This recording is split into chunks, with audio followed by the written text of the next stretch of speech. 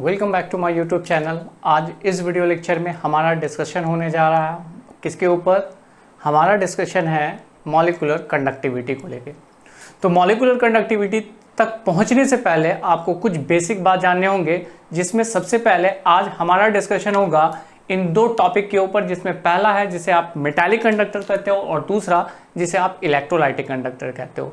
सबसे पहले तो आज इस वीडियो लेक्चर में हम क्या समझेंगे, इलेक्ट्रोलाइटिक कंडक्टर क्या होता है और वो किस पॉइंट्स ऑफ व्यू से मेटालिक कंडक्टर से डिफरेंट होता है। जब आप इलेक्ट्रोलाइटिक कंडक्टर समझ लोगे तो then after we are discussing about the conductivity and then molar conductivity. तो स्टेप बाय स्टेप अगर समझोगे तो मोलर कंडक्टिविटी आपके लिए क्या हो जाएगा, हलवा पूड़ी हो जाएगा, जो आपको खाने में बड़ा मजा आने वाला है।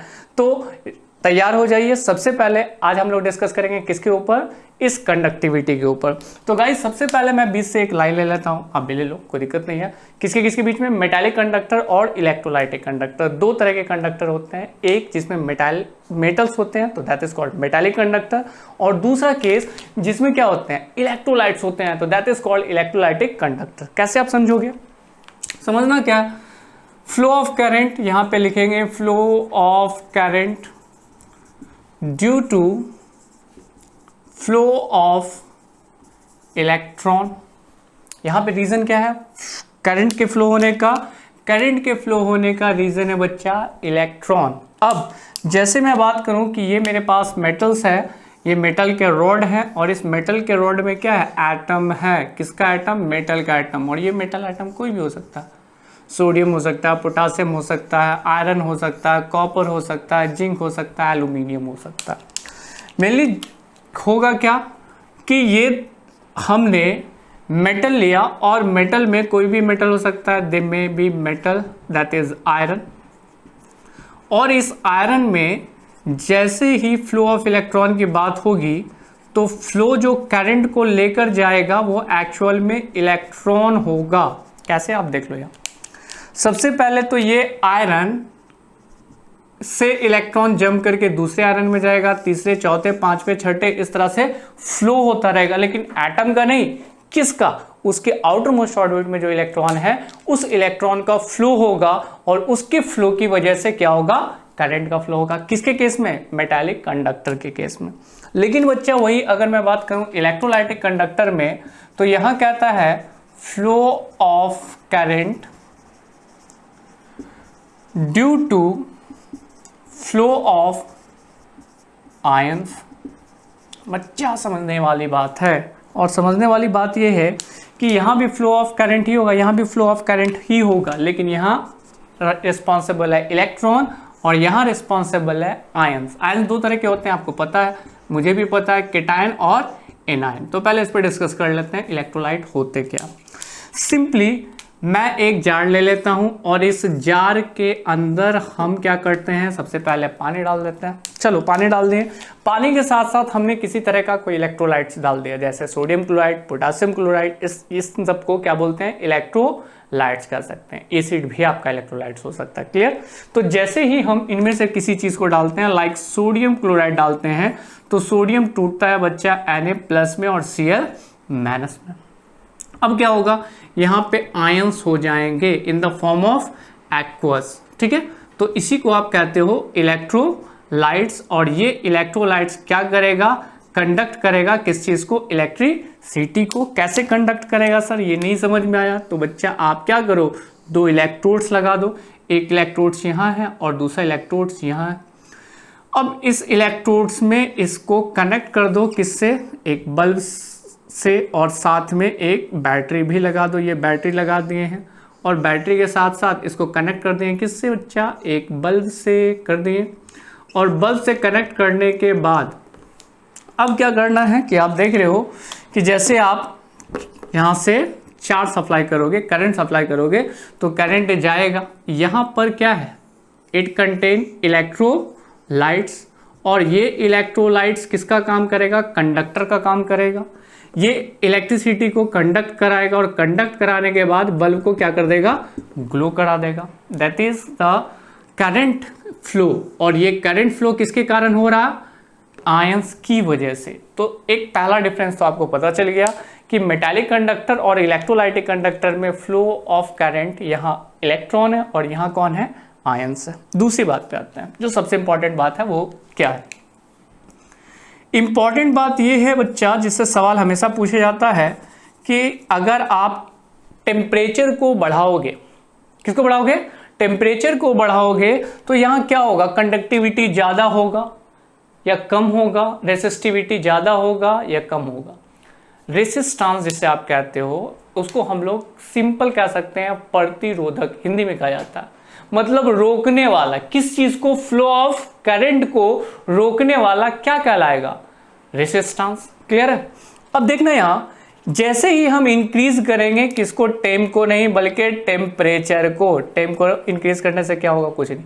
जैसे हम टेम्परेचर राइज करते हैं मेटालिक कंडक्टर में, यहां एक बात याद रखना, वो ये है कि रेसिस्टेंस यहां पे इंक्रीज कर जाएगा। किसके केस में, मेटालिक कंडक्टर के केस में। और अगर रेसिस्टेंस मतलब प्रतिरोधक क्षमता ज्यादा हो गया तो क्या होगा, जस्ट अपोजिट, कि यहां कंडक्टिविटी क्या हो जाएगी, घट जाएगी या कंडक्टेंस घट जाएगा। किसके कारण, इंक्रीज द टेम्परेचर। और ऐसा हो क्यों रहा है, अब इस होने के कारण में आ जाओ।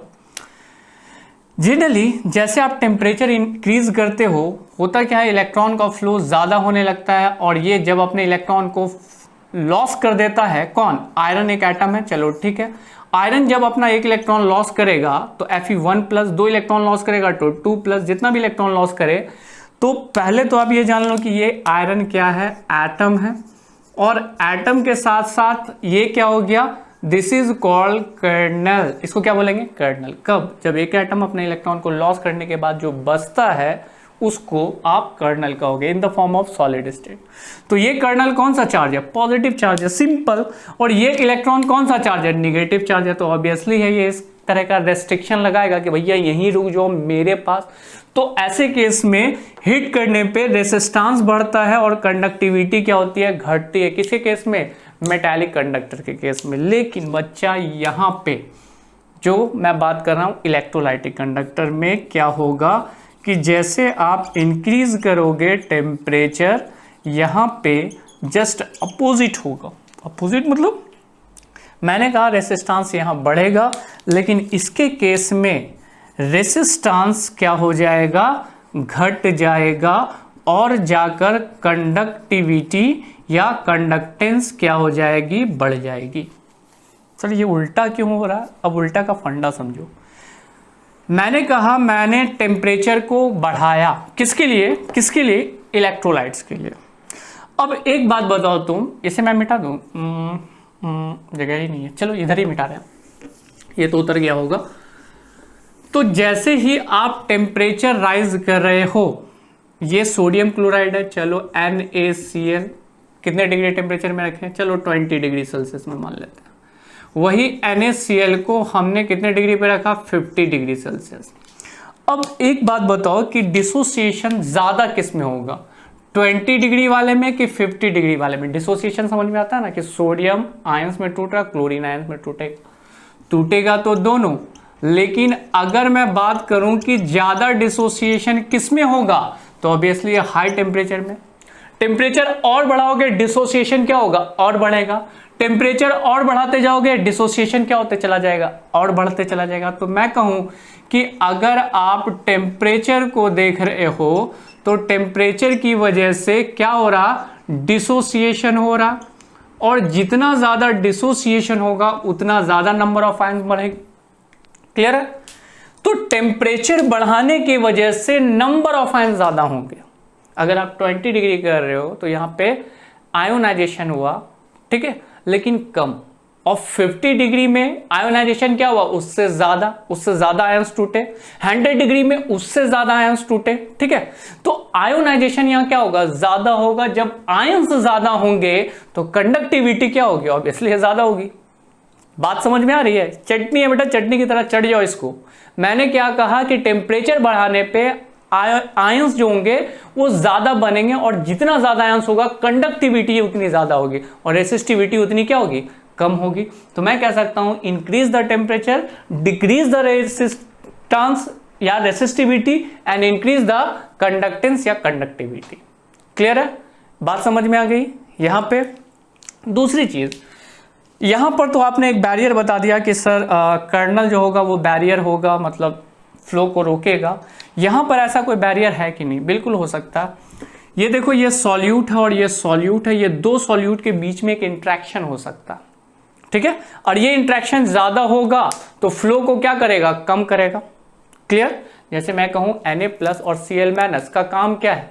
आयंस है, और आयंस का काम है इलेक्ट्रिसिटी कंडक्ट करना। लेकिन अगर सोडियम आयंस और क्लोरीन आयंस के बीच में अट्रैक्शन ज्यादा हो गया तो वो उस काम को छोड़ देगा, बोलेगा मैं करंट को फ्लो नहीं करने जा रहा हूं, मैं क्या करूंगा? अट्रैक्शन दिखाऊंगा। किसके किसके बीच में? सोडियम और क्लोरीन के बीच में अट्रैक्शन दिखना स्टार्ट हो जाएगा और वो कंडक्टिविटी से रोक देगा अगर अट्रैक्शन ज्यादा है तो। लेकिन इस पहलू पे आपको नहीं ज्यादा ध्यान देना। क्लियर? दूसरी चीज, सॉल्वेंट के ऊपर भी डिपेंड करता है। अगर आपने वाटर लिया, वाटर की डेंसिटी चेंज होती है, दैट इज वन। लेकिन वाटर के अलावा आपने उसको किसी ऑयल में डिसॉल्व कर लिया, वैसे सॉल्वेंट में जो ज्यादा डेंसाइज्ड है। अब सिंपल सोचो, आयंस एक्चुअल में इलेक्ट्रिसिटी कंडक्ट करेगा, और अगर यहां पे हमारे आसपास ज्यादा फ्री मूवमेंट्स है तो हम इजी वे में जा सकते हैं। लेकिन जैसे ज्यादा विस्कस सॉल्वेंट आपने इस्तेमाल किया, ज्यादा डेंसाइज्ड सॉल्वेंट इस्तेमाल किया, तो आयंस को जाने में क्या होगा? दिक्कत होगा। और ज्यादा दिक्कत होगा तो वो कंडक्टिविटी को कम शो करेगा, रेसिस्टिविटी क्या हो जाएगी? वहां बढ़ जाएगी। तो यहां रेसिस्टिविटी दो आयंस के बीच में अट्रैक्शन हो सकता है, या फिर सॉल्वेंट और सॉल्यूट के बीच में इंट्रैक्शन हो सकता है। तो दोनों में से किसी के बीच के इंट्रैक्शन को समझ गए तो कहानी खत्म। तो सर ये समझना किस लिए? इसलिए ताकि आपका दिमाग में कॉन्सेप्ट बन जाए और कुछ नहीं। क्लियर? चलो, इस दोनों के बाद एक और बात कह सकते हैं कि मेटालिक कंडक्टर में मैं कह सकता हूं नो केमिकल चेंज। एक लाइन में नो केमिकल चेंज, किसी तरह का कोई केमिकल चेंज नहीं होगा। कैसे? मेरे पास ये रोड है, ये तो रोड नहीं है, ये तो मार्कर है सर। बाय द वे आप मान लो कि ये रोड है और ये आयरन का रोड है, आप इलेक्ट्रिसिटी कंडक्ट करा रहे हो, इलेक्ट्रिसिटी कंडक्ट हो रहा। पहले था आयरन का रॉड, 1 घंटा इलेक्ट्रिसिटी कंडक्ट कराने के बाद आप इस रॉड को क्या बोलोगे? सर ये कॉपर का रॉड हो गया। नहीं, अभी भी ये क्या है? आयरन का ही रॉड है। इसलिए मैं कह सकता हूं कि नो केमिकल चेंज और डिकम्पोजिशन, किसी तरह का कोई यहां पे डिकम्पोजिशन नहीं होता है। किसमें? मेटालिक कंडक्टर में। लेकिन यहां पे चेंजेस होंगे। क्या होंगे? चेंजेस। नमक किस फॉर्म में होता है? NaCl in the form of solid. जैसे पानी में डाले, ये टूट गया Na+ में और Cl- में। अब क्या होगा कि जैसे यहां पे आप चार्ज सप्लाई करना स्टार्ट करोगे तो प्रोसेस तो यही ना होगा कि Na+ जो एक्वस में है वो इलेक्ट्रॉन गेन करेगा and they become sodium solid. Sodium ions एक इलेक्ट्रॉन गेन करके सोडियम में चेंज हो गया, they will change into sodium. वही दूसरे केस में क्लोरीन आयंस क्या करेगा? 2 क्लोरीन आयंस ले लेते हैं, they can gain 2 electron and they become Cl2 क्या? गैस। क्लोरीन गैस में चेंज हो गया। अब एक बात आप जान लो कि यहां पर क्या हुआ। यहां पर पहले क्या था? सोडियम क्लोराइड, और सोडियम क्लोराइड में चेंजेस आया है, तो मैं कह सकता हूं chemical change occur. Chemical change, और केमिकल चेंज में क्या हो रहा? That is dissociation. मतलब दोनों क्या हो गया? डिसोसिएट कर गया। क्लियर है? तो इसका जल्दी से आप स्क्रीनशॉट लो, क्योंकि इसके बाद हम लोग अगले टॉपिक में आ रहे हैं जिसका नाम क्या है? कंडक्टिविटी। कंडक्टिविटी को समझने के बाद आएंगे मोलर कंडक्टिविटी, उसके बाद इसके कुछ क्वेश्चन पे डिस्कस करेंगे। लेकिन स्टार्टिंग से लेकर लास्ट तक समझने का कोशिश करना, सारा क्वेश्चन इजी वे में सॉल्व होगा। जल्दी से इसका आप स्क्रीनशॉट लो। मेटालिक कंडक्टर और इलेक्ट्रोलाइटिक कंडक्टर को समझने के बाद अगला जो हमारा टॉपिक है वो है कंडक्टिविटी। देखा जाए बच्चा तो आपने इसको पहले भी पढ़ा था, कंडक्टिविटी जिसे हम लोग रिप्रेजेंट करते हैं किस चीज से? कप्पा। क्योंकि अभी हमें कहां पहुंचना है? We are talking about the molar conductivity, इसलिए कंडक्टिविटी को आज थोड़ा सा और क्लियर कर लेते हैं। कंडक्टिविटी होता क्या है? सिंपल इसका डेफिनेशन बनेगा कंडक्टिविटी का। Conductivity is due to all the ions present in 1 ml or 1 centimeter cube of electrolyte electrolytic solution. Guys इसके बारे में हमने बात किया भी था लास्ट वीडियो लेक्चर में कि कंडक्टिविटी जिसे आप कप्पा से रिप्रेजेंट करते हो ये रेसिप्रोकल होता है किसका, रेसिस्टिविटी का। और मैंने यहाँ पे बात किया था इसके बारे में कि कंडक्टिविटी एक्चुअल में किसके लिए है, आयंस के लिए। लेकिन कितने आयंस के लिए, 1 ml आयंस या फिर 1 सेंटीमीटर क्यूब ऑफ आयंस के लिए। इसे फिर से आप समझो कि मैंने एक कंटेनर ले लिया, ठीक है, और इस कंटेनर में सबसे पहले हमने क्या किया कि सॉल्यूशन तैयार किया। किसका सॉल्यूशन ये है, ये इलेक्ट्रोलाइट्स का सॉल्यूशन है। इलेक्ट्रोलाइट कहने का अर्थ क्या है कि यहाँ पे केटायन और एनायंस होंगे, कंटेन केटायन और एनायंस। यहाँ केटायंस भी है और बच्चा एनायंस भी है, इसी को आप इलेक्ट्रोलाइटिक सॉल्यूशन कहोगे। लेकिन ये इलेक्ट्रोलाइटिक सॉल्यूशन बहुत ज़्यादा है, हमें करना क्या है, हमें करना है कि 1 ml, सिर्फ और सिर्फ हम कितना कंसीडर कर रहे हैं, 1 ml। बाय द वे हमने यहाँ पे लिया कि ये इतना सा क्या हुआ, 1 ml, या फिर मैं 1 सेंटीमीटर क्यूब भी कंसीडर कर सकता हूँ, लेकिन फिलहाल अभी हम लोग यहाँ पे ले रहे हैं 1 ml। सॉल्यूशन ज़्यादा है, 10 ml है, 20 ml, लेकिन उसमें से जो मैंने 1 ml लिया है उस 1 ml सॉल्यूशन में जो आयंस है, मेनली हमने इससे पहले क्या पढ़ा कि इलेक्ट्रोलाइटिक सॉल्यूशन जो होता है उसमें कंडक्टिविटी जो होती है वो आयंस की वजह से होती है। तो यहाँ पे जितने ज़्यादा आयंस होंगे कंडक्टिविटी उतनी ज़्यादा होगी, उसे आप कहते हो क्या, कंडक्टिविटी। क्लियर है, 1 ml यहाँ तो डिसाइड हो गया। अब एक और चीज़ जानना है, वो है बच्चा डाइल्यूशन से रिलेटेड।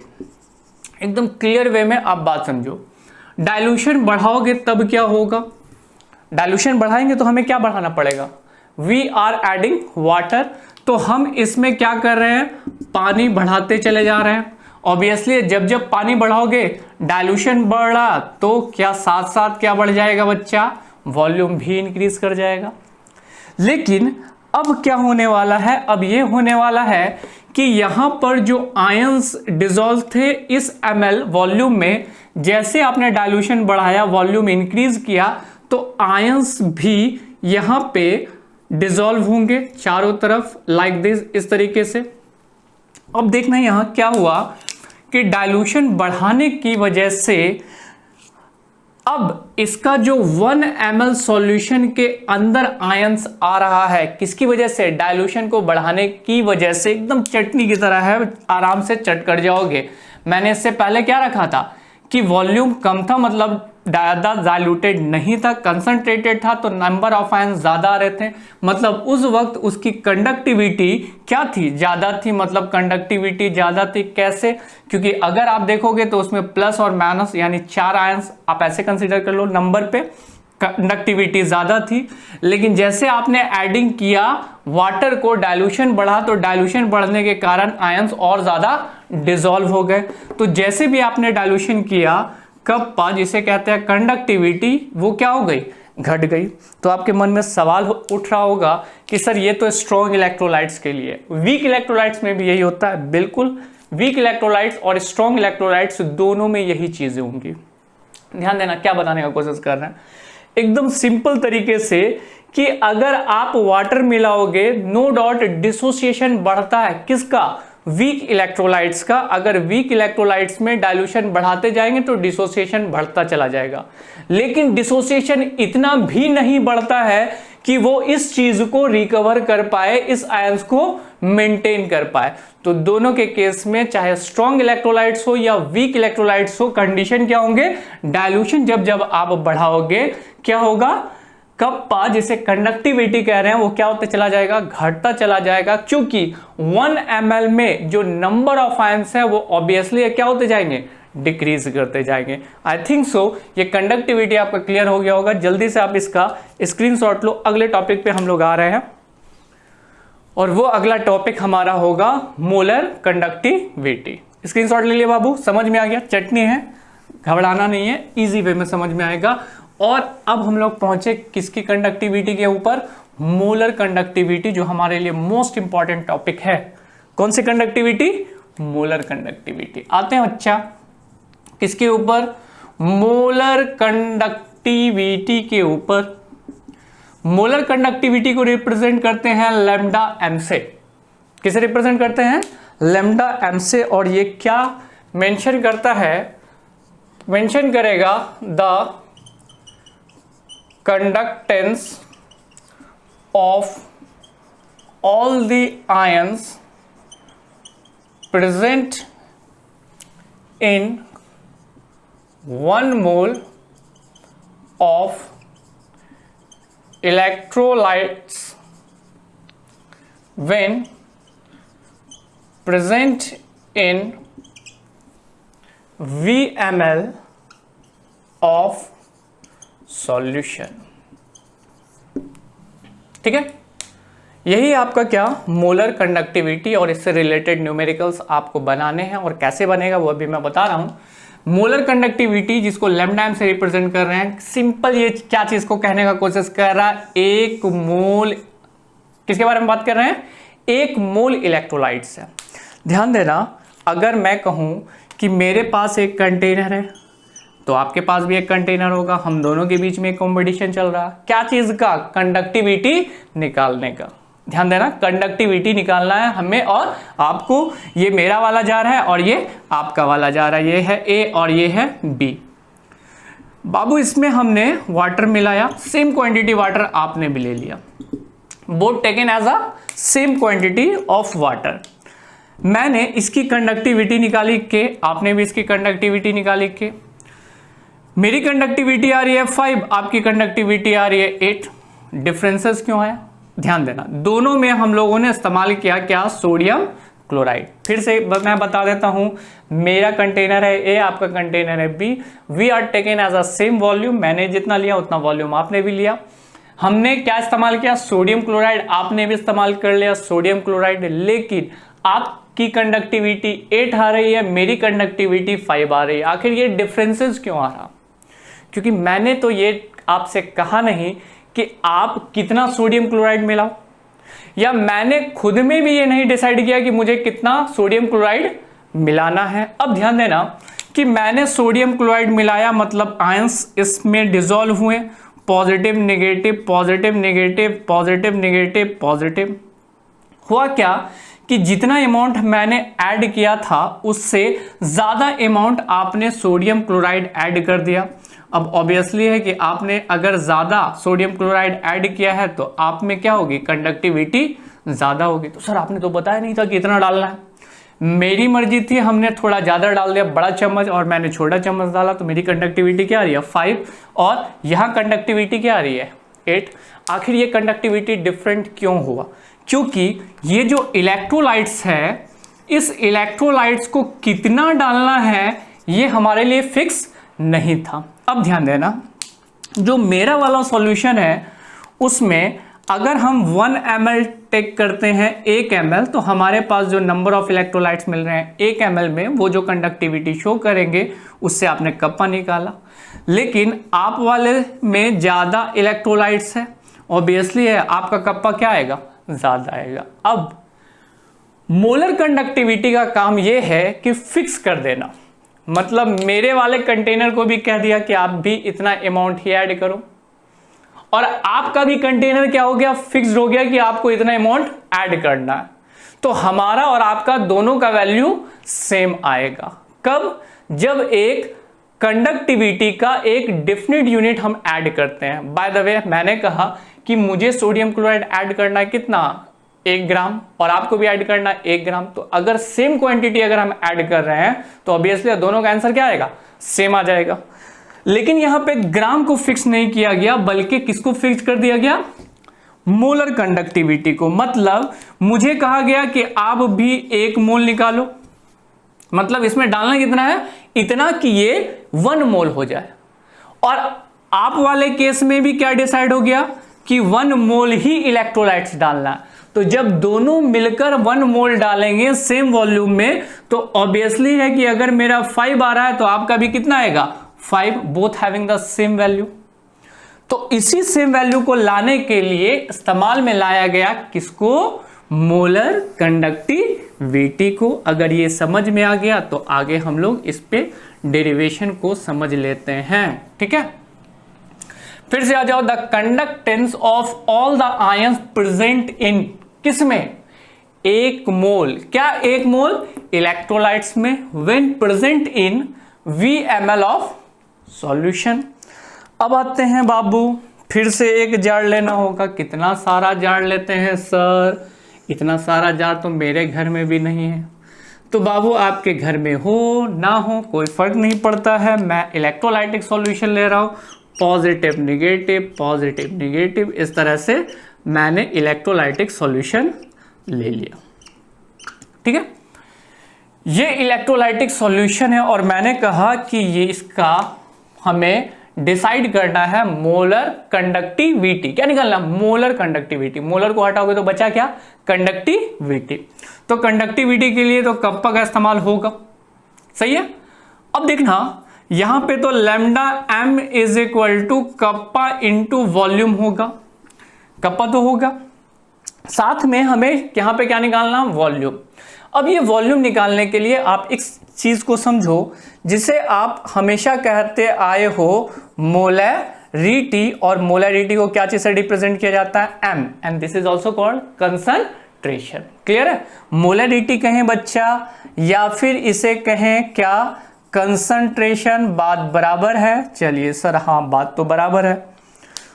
इसका फॉर्मूला क्या होता है, तो WB into 1000 divided bye MB into V। इसका फॉर्मूला होता है नंबर ऑफ मोल्स, सही है, divided by volume of solution in litre. मैं लिख देता हूं वॉल्यूम ऑफ किसका, सॉल्यूशन का, इन लीटर। यही ना कट के आता है WB 1000 MB into V। Molarity का फॉर्मूला ये हो गया, मोल डिवाइडेड बाय वॉल्यूम। अगर मैं कहूं कि इस सॉल्यूशन का, इलेक्ट्रोलाइटिक सॉल्यूशन का m यानी कंसंट्रेशन तो फिक्स्ड है, m गिवन है आपके पास कि भैया m हम इतना दे देते हैं, जितना भी देना है दे दो, m यहां पे तो फिक्स होगा। और एक और चीज मैं बार बार बोल रहा हूं, we can calculate molar conductivity. तो मोलर कंडक्टिविटी कितने मोल के लिए निकालोगे, 1 2 3 4, कितना सर, एक से ही काम चल जाएगा, मतलब 1 मोल आपका इलेक्ट्रोलाइट्स है। तो बाबू रे मोल तो पता चल गया, मोल कितना, मोल 1 मोल है। अब आ जाओ, m आपका गिवन होगा, मोल कितना, 1 होगा, बचा क्या, volume of solution in litre. तो इस वॉल्यूम को निकाल रहे हैं और वॉल्यूम के लिए पहले तो हम इस फॉर्मूले को देख लेते हैं। और ये फॉर्मूला क्या रिप्रेजेंट कर रहा है, m इज इक्वल टू 1 मोल, मोल तो 1 ही रहेगा, divided by volume of solution in litre, small l जो नीचे लिखे हैं वो रिप्रेजेंट कर रहा है, चलो लीटर में होगा। तो m is equal to 1 mole upon litre, litre को बाहर कर दो तो VL बचेगा, हाँ सर। अब m नीचे आ जाएगा तो यहां क्या हो जाएगा, 1 मोल डिवाइडेड बाय m। m का मतलब यहां पे क्या हुआ, m का मतलब हुआ बच्चा मोलैरिटी, या इसी को कह सकते हैं कंसंट्रेशन, लेकिन वॉल्यूम किस में है, लीटर में है। और अगर मैं वॉल्यूम को लीटर से ml में चेंज करता हूं, क्योंकि मैंने कहा कप्पा कंडक्टिविटी बताता तो है, लेकिन चाहे तो 1 ml सॉल्यूशन में, या फिर मैंने क्या कहा, कप्पा किसको बताता है, 1 ml सॉल्यूशन को, या फिर 1 सेंटीमीटर क्यूब, दोनों की बात सेम है। तो आपको क्या करना है कि इस लीटर को किस में चेंज करना है, ml में चेंज कर देना है। तो V लीटर को मैं चेंज कर देता हूं किस में, V ml में, ऐसे वैसे चेंज हो जाएगा। चेंज करने के लिए आपको मल्टीप्लाई करना पड़ेगा, यानी वॉल्यूम के लिए आपको 1000 से मल्टीप्लाई करना पड़ेगा, तो आपका आ जाएगा 1000 डिवाइडेड बाय m, मतलब इस बेसिस पे आपका क्या आ जाएगा, वॉल्यूम आ जाएगा। ठीक है, अब आते हैं volume in ml, 1000 by m, इसको लेकर यहां कॉपी पेस्ट मार दो, मार दिए। तो सर मारने में क्या है, lambda m is equal to kappa into 1000 divided by m, यही तो डेरिवेशन बन करके उभर गया और यही का तो काम है आपको। कहां, अगले न्यूमेरिकल्स में, किसके न्यूमेरिकल्स में, एनसीईआरटी के न्यूमेरिकल्स में। इसको जल्दी से छापो, और बेटा ज्यादा कुछ नहीं समझ में आए तो ये फॉर्मूला जरूर याद रखना, क्योंकि यही फॉर्मूला से आपका न्यूमेरिकल्स सॉल्व होगा। ठीक है, जल्दी से स्क्रीनशॉट लो, अगले टॉपिक पे आ रहे हैं। हाँ तो बच्चों, एनसीईआरटी का क्वेश्चन ये रहा आपके सामने। करना क्या है, वीडियो को पॉज करना है, क्वेश्चन को बनाना है। मैं पहले समझा देता हूँ क्वेश्चन क्या कह रहा है। Resistance of a conductivity cell filled with 1 mole per litre. Potassium chloride solution है, no doubt, is 100 ohms if the resistance of a same cell when filled with 0.02 mole per liter KCl solution is इतना ohms. Calculate the conductivity and molar conductivity of 0.2 mole per liter KCl solution. The conductivity of a 0.1 mole per liter KCl solution is 1.29 क्या Simon per meter. कोई NCERT का question है, that is example question है ये, ठीक है। Example question है 3.4। Video को पॉज करो और जल्दी से क्वेश्चन बनाओ। Your time start now. Tick tick tick tick tick tick tick tick tick tick tick tick. अच्छा क्वेश्चन सॉल्व नहीं सर, क्वेश्चन सॉल्व नहीं हुआ तो वीडियो को पॉज ही नहीं किए, तो वीडियो को अभी भी पॉज करो, जल्दी से क्वेश्चन बनाओ। अगर नहीं बना है तो चलो मेरे साथ किस तरह ये क्वेश्चन बनेगा। सबसे पहले कह रहा रेसिस्टेंस दिया हुआ एक सेल का जिसमें कंसंट्रेशन क्या है 0.1 है। सबसे पहले मैं एक सेल बनाता हूँ। सेल के लिए 2 इलेक्ट्रोड्स लगाएंगे, हाँ सर वो तो लगाना ही है। और ये इलेक्ट्रोड्स को मैं इस सेल में फिक्स कर रहा हूँ, ठीक है। अब ये जान लो कि ये मैंने एक कंटेनर में इसे डाल दिया। क्वेश्चन को समझने का कोशिश करना क्योंकि बहुत इंपॉर्टेंट क्वेश्चन है, ठीक है। इसमें जो हमने KCl का सॉल्यूशन डाला उसका कंसंट्रेशन था, मतलब concentration C is equal to 0.1 m, clear. और उसका रेसिस्टेंस जो है वो 100 ohms है। किसका 0.1 ओम का रेसिस्टेंस दिया हुआ है 100 ohms। यहां तक की कहानी खत्म। आगे कहता है if the resistance of the same cell when filled with, मतलब इसी सेल में पहले आपने कंसंट्रेशन कितना किया, पहले आपने KCl का कंसंट्रेशन रखा 0.1, बाद में इसी को कंसंट्रेशन चेंज कर दिया कितना में 0.02 में, ठीक है।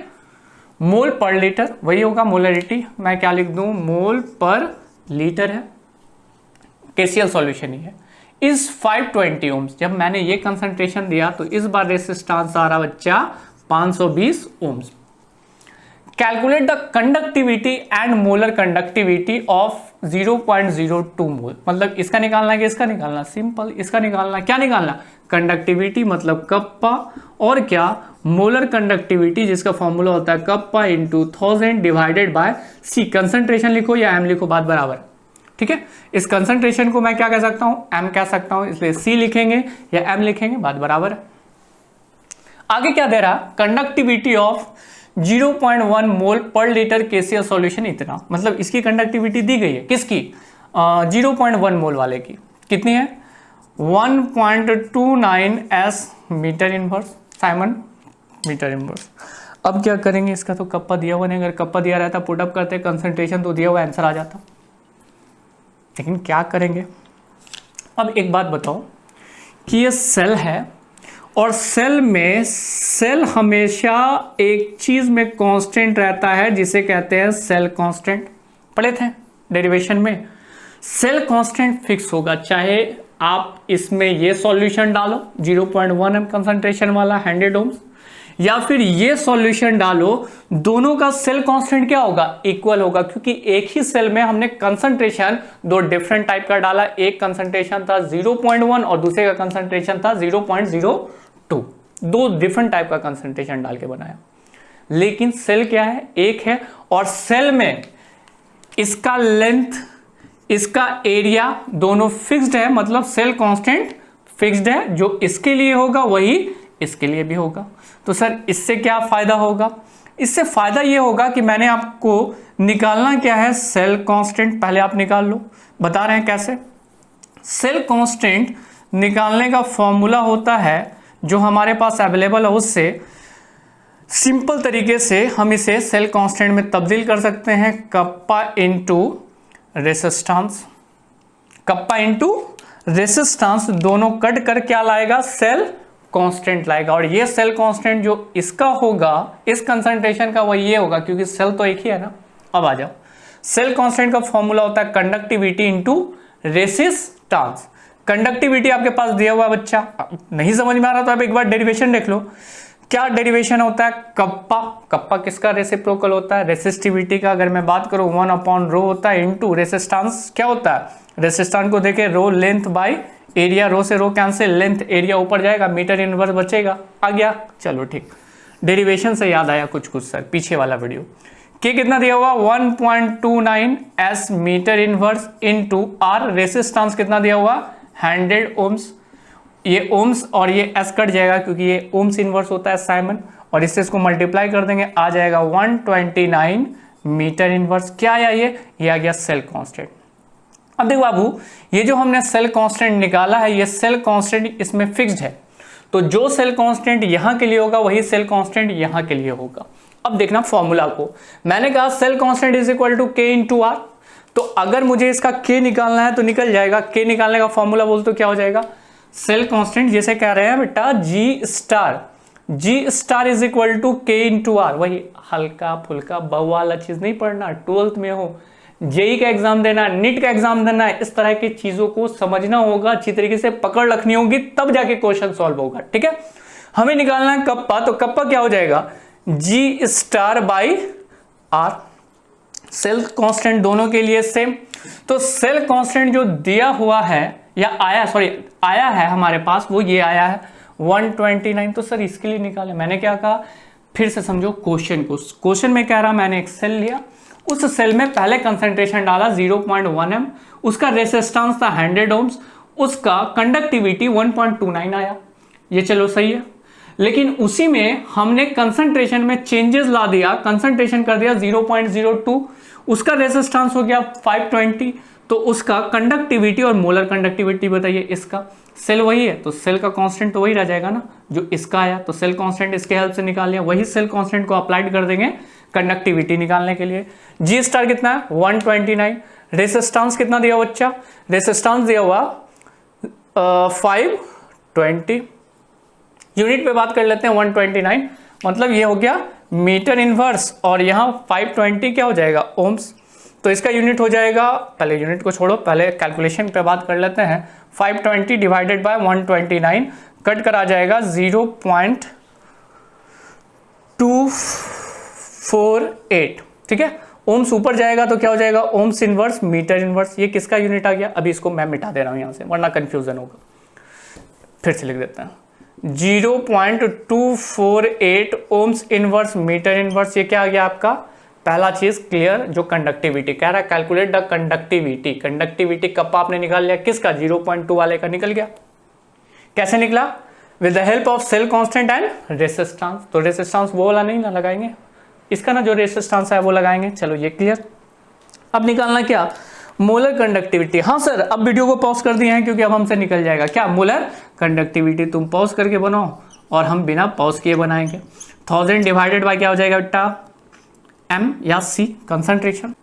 हाँ तो बच्चा क्वेश्चन सॉल्व, क्या नहीं, क्यों, आपने ये फॉर्मूला लगाया, ये फॉर्मूला लगा करके क्वेश्चन सॉल्व किया और क्वेश्चन सॉल्व किया, लेकिन आंसर मैच नहीं कर रहा। क्यों नहीं मैच कर रहा, आप इस बात को पहले आप समझो कि मैंने क्या कहा था, kappa into 1000 divided by M, kappa kappa kappa.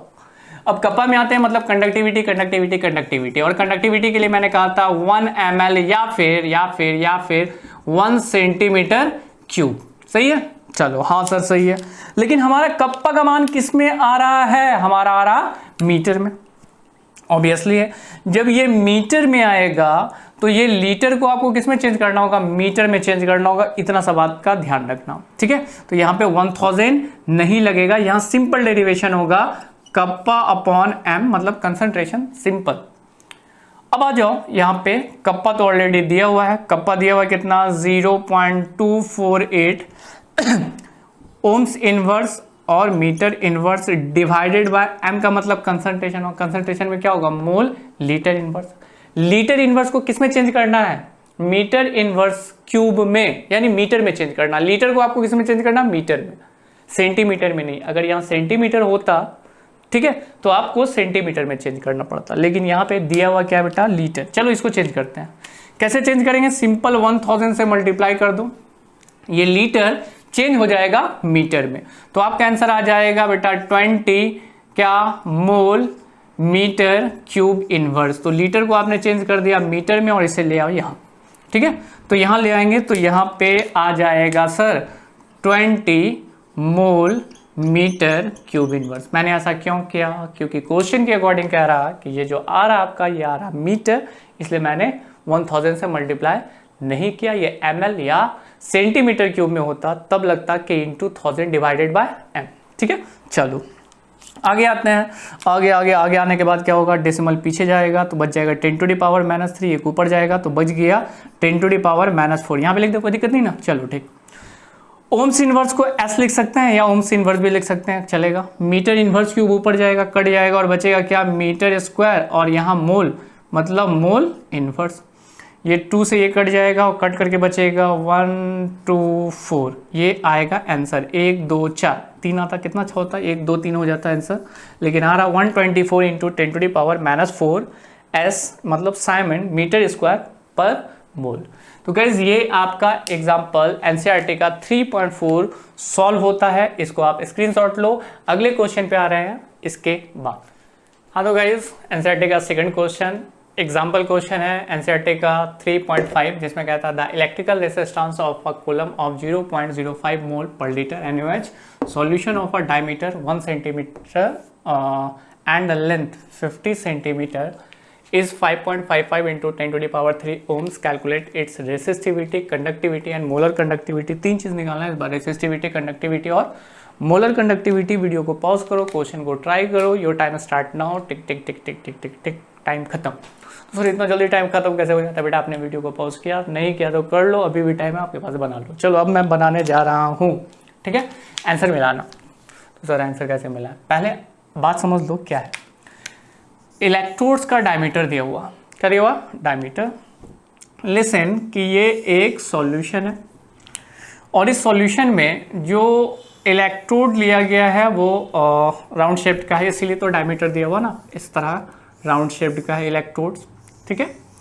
और इस इलेक्ट्रोड्स में आप देख रहे हो कि इस इलेक्ट्रोड्स का किसी एक का भी ले लो ना, डायमीटर कितना दिया हुआ, 1 सेंटीमीटर, दैट इज 1 सेंटीमीटर। जितना इसका डायमीटर दिया हुआ है उसका हाफ क्या हो जाएगा, क्या हो जाएगा, रेडियस। सिंपल। जब आप रेडियस इसका निकाल लोगे, रेडियस कितना हो जाएगा, अगर डायमीटर आपका दिया हुआ है 1 सेंटीमीटर तो बच्चा इसका रेडियस क्या हो जाएगा, सॉरी रेडियम लिखा गया, रेडियस क्या हो जाएगा, तो जितना डायमीटर है उसको डिवाइड कर दो 2 से, तो क्या हो जाएगा 0.5 सेंटीमीटर। तो सर रेडियस निकाल के क्या करेंगे, रेडियस निकालोगे तब जाके इसका एरिया निकल जाएगा, ठीक है। तो एरिया का फॉर्मूला होता है चलो ठीक है, पाई आर स्क्वायर, यही ना होता है। किसी डायमीटर का अगर एरिया निकालना है तो पाई आर स्क्वायर, पाई क्या होता है 3.14 और आर स्क्वायर मतलब 0.5 सेंटीमीटर का होल स्क्वायर, ठीक है। तो इससे इसको मल्टीप्लाई कर देते हैं, 3.14 इंटू 0.555 मल्टीप्लाई हो जाएगा, आंसर आ जाएगा 0.25 सेंटीमीटर स्क्वायर। इससे इसको मल्टीप्लाई कर देंगे, फाइनल हमारा आंसर आ जाएगा 0.785 सेंटीमीटर स्क्वायर। ये क्या आ गया बच्चा, ये आ गया area, I think so. Area आपको निकालने आ गया, मैथमेटिकली रिलेशन है, कुछ नहीं है। डायमीटर 1 सेंटीमीटर दिया हुआ तो रेडियस क्या हो जाएगा, डायमीटर डिवाइडेड बाय 2, जितना भी डायमीटर होता है उसका हाफ रेडियस होता है, तो रेडियस आ गया। एरिया निकालने का फॉर्मूला होता है पाई आर स्क्वायर, पाई का मान 3.14, आर 0.5, इसका स्क्वायर लगा दिए 0.25 आया, कैलकुलेट कर दिए 0.785 आ गया क्या, एरिया। एरिया के बाद दूसरी चीज आपके पास दी गई है कि दो इलेक्ट्रोड्स के बीच का जो डिस्टेंस है, ठीक है, ये जो डिस्टेंस आपको दिख रहा है वो दिया हुआ है लेंथ जो दिया हुआ है L is equal to 50 centimetre, सही है। और इसमें रेसिस्टेंस दिया हुआ है 5.55 into 10 to the power 3 ohms. ये दो चीज गिवन है, आपको निकालना क्या, रेसिस्टेंस नहीं बल्कि रेसिस्टिविटी। चलते हैं बच्चा, रेसिस्टिविटी का सिंपल सा फॉर्मूला क्या बताए थे। रेसिस्टिविटी क्या होता है, रो से रिप्रेजेंट करते हैं और रो क्या हो जाता है R into A by L, तीनों चीज आपके पास है, रेजिस्टेंस है, एरिया आ चुका है और लेंथ दिया हुआ।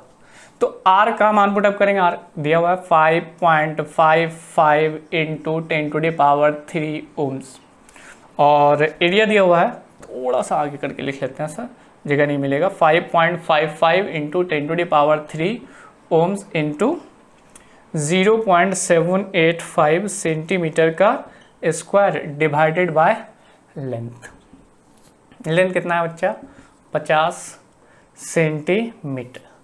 ठीक है, सेंटीमीटर से सेंटीमीटर स्क्वायर कैंसिल हो गया, बचा 50 और 50 के बाद यहाँ 10⁻³ है, मतलब 100,000।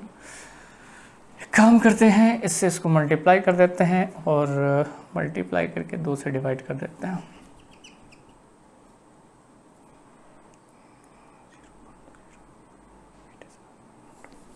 आंसर आएगा आपका 87.12 ओम्स। मैंने कैलकुलेशन किया, आप भी कैलकुलेशन कर लो, कुछ खास नहीं है, ओम्स। और ये क्या? सेंटीमीटर।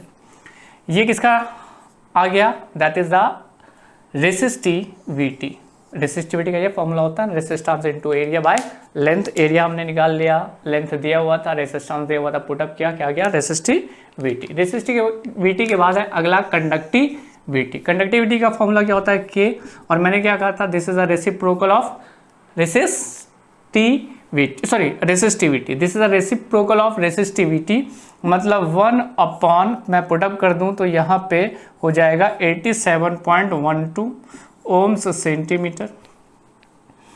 अब आ जाओ, 1 से डिवाइड कर देंगे तो पहले तो ओम्स ऊपर चला जाएगा, सेंटीमीटर इनवर्स ऊपर चला जाएगा और इसका कैलकुलेशन हो जाएगा 87.12 डिवाइडेड बाय 1 0.0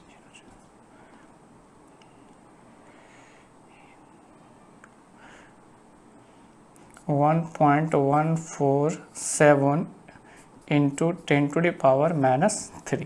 ठीक है, चलो इतना को मतलब कंडक्टिविटी निकालना था, कप्पा 1 क्या? रेसिस्टिविटी। तो रेसिस्टिविटी तो हमारा ये आ गया, रेसिस्टिविटी को यहाँ पुटअप कर दिया 1 रेसिस्टिविटी। रेसिस्टिविटी को जैसे कैलकुलेट किया, हमारा कैलकुलेशन करके आ रहा 1.147 इंटू 10⁻⁻3 पर ओम्स पर सेंटीमीटर। यहाँ तक क्लियर है? मैं इसको मिटा रहा हूँ, ये वाले को, छोटे वाले को। हमें लास्ट क्या निकालना है? हमें लास्ट निकालना मोलर कंडक्टिविटी। और मोलर कंडक्टिविटी आ जाएगा क्योंकि हमारे पास क्या आ चुका है? हमारे पास कंडक्टिविटी आ चुका है। तो सर यहाँ पे 1000 लगाएंगे कि नहीं? बिल्कुल लगाओगे, क्योंकि यहाँ पे यूनिट क्या है? पर सेंटीमीटर। ठीक है, और अगर मुझे मोलर कंडक्टिविटी निकालना है तो मोलर कंडक्टिविटी में कंसंट्रेशन चाहिए। कंसंट्रेशन क्या है? दिया हुआ।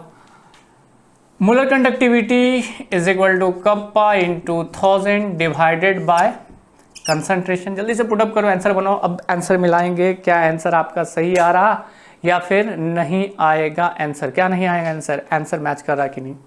हो गया बेटा, बन गया, मिलाया जाए।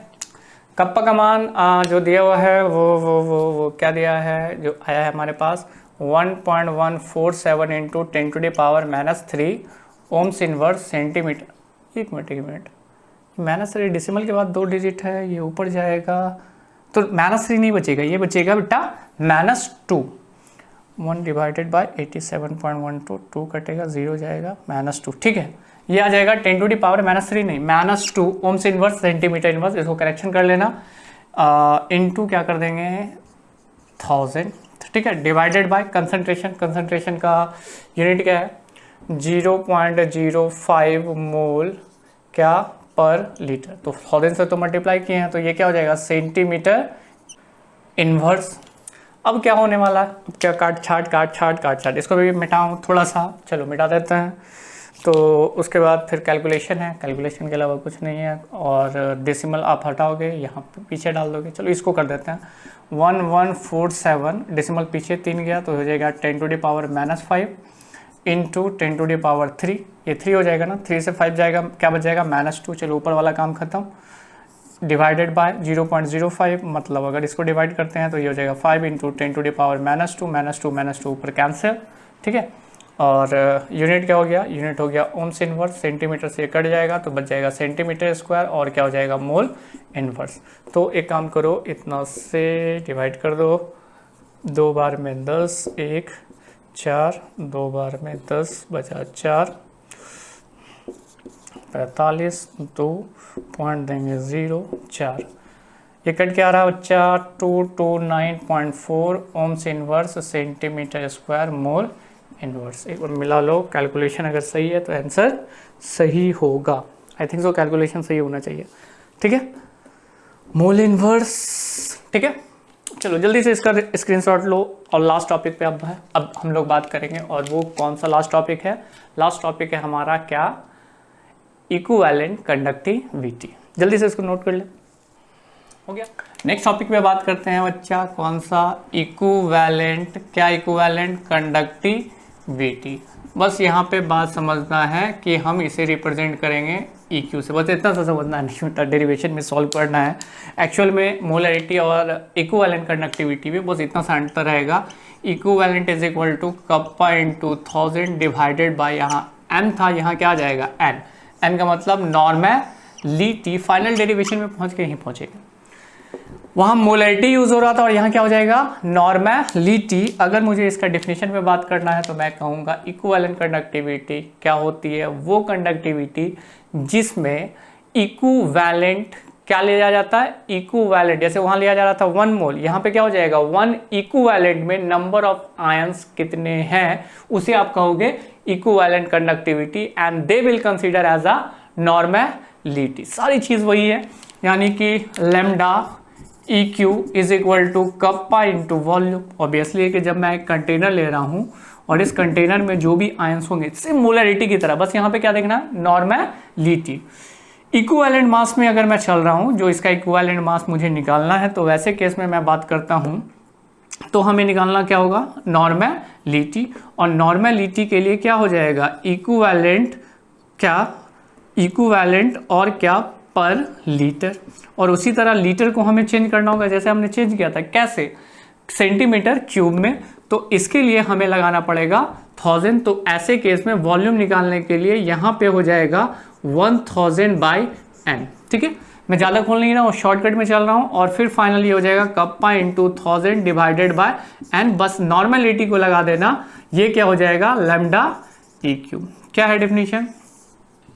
कंडक्टिविटी है ना, the 1 gram equivalent, 1 gram equivalent में EQ पूरा लिख देते हैं, EQUIVALENT। 1 gram equivalent mass contain ions. 1 gram equivalent mass contain ions which conduct in VML of solution, electrolytic solution, VML of electrolytic solution। ठीक है, तो गाइज ये है इक्विवेलेंट कंडक्टिविटी, और इससे पहले पढ़े थे मोलर कंडक्टिविटी। तो ये आज का आपका वीडियो लेक्चर यही खत्म होता है, और नेक्स्ट वीडियो के लिए बने रहिए हमारे साथ। आज के लिए थैंक यू एंड बाय।